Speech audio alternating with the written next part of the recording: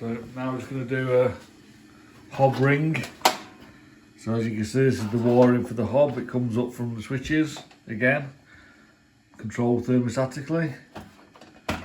So basically, got 3 rings, or 4 rings actually. You can test all 4 without taking this cover off. Because if you take this cover off, it's hard to get these back in line. So I don't really want to do that. But if you've got to replace it, you've got to do it. So I'm just going to, basically all it is an element. It's going to go in here, and it's going to go round and round and round, and then back out.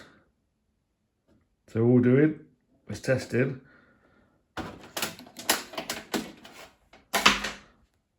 the ohms reading. So I'm going to turn it to ohms,